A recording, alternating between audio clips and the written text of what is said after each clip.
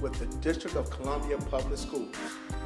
This is a series of parent programming on the district's Knowledge Network. DCPS is very excited to partner with the district's Office of Cable Television to bring you information that you can use to support your child's education. I'm Dr. Jeffrey Grant, the principal of Walker Jones Education Campus. We want to engage all parents in the district, hear you share your experience, information that you think other parents should know. We want parents to encourage one another to play an active role in their child's education.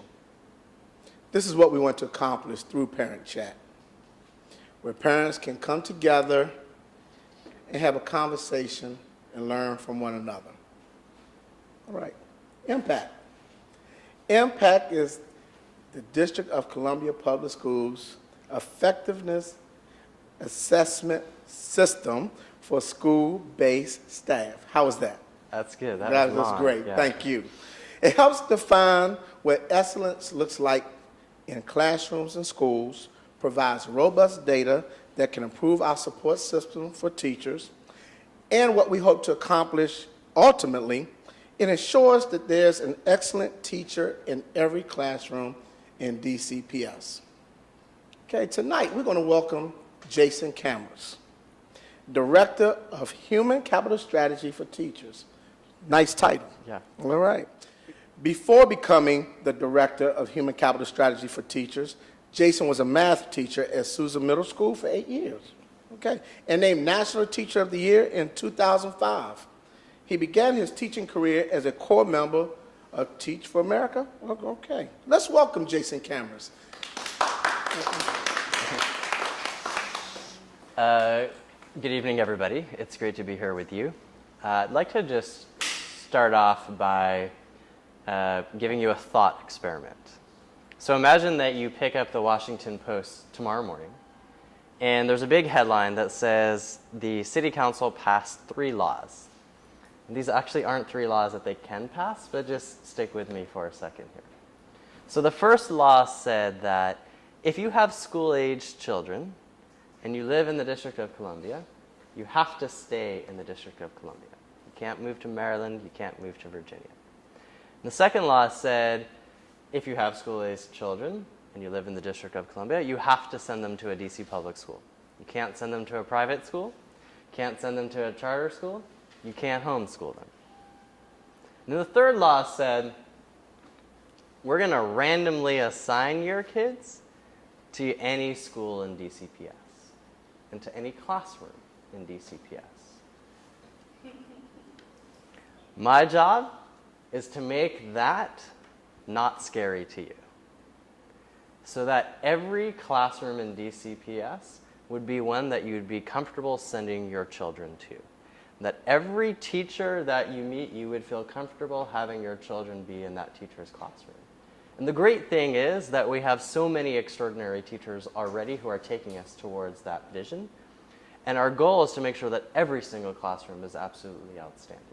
And so impact, which is in essence our way of identifying who's really strong and we need to make sure that they stay in the system, who's struggling and we really need to make sure that we give them the help that they need, and who's frankly ineffective and probably shouldn't be teaching, helps us do those 3 things across the school system towards that goal of making sure that every classroom has an outstanding teacher.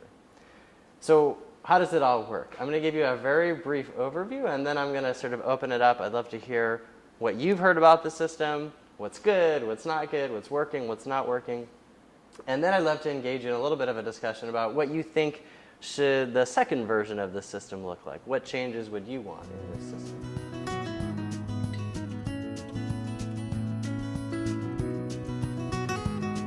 So I'm going to give you the very brief overview, starting with teachers. How do we assess their performance and then use that information to help them improve? So there's basically 4 things that we look at. The first thing is, how did their students perform over the course of the year?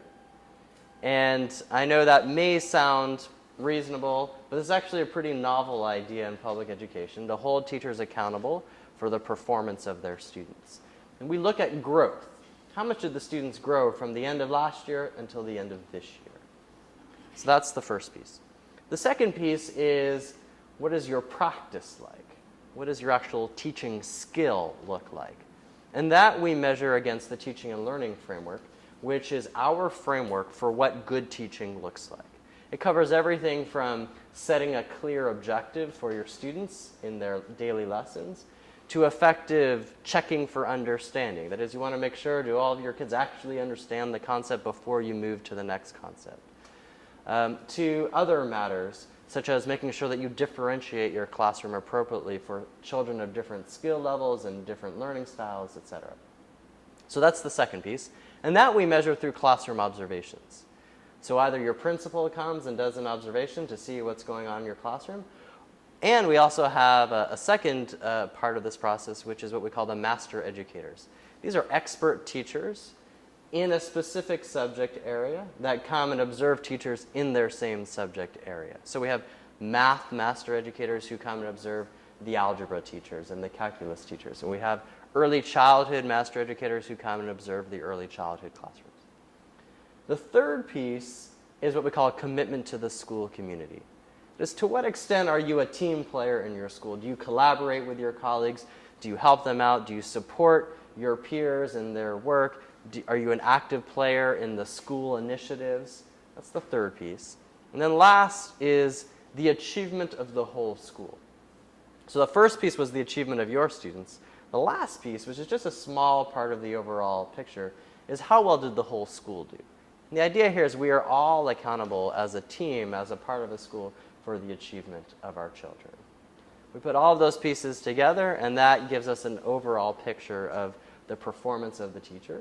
And we use that information to help provide support. So we know, look, if you're struggling in this area, we can get you the professional development that you need. If you're truly outstanding across all of these indicators, we want to make sure that we do everything we can to make sure that you stay in the school system. One of the things we're going to do on that front is, with the teacher's contract, which we hope passes, our goal is to pay those folks a lot more money as well, so that they are recognized for their good performance. So that's the overview of the system. I want to stop there and sort of open it up to just hear, first of all, what else would you like to know about the system? What have you heard? Do you need more information about? I'd like to just start there. Yeah.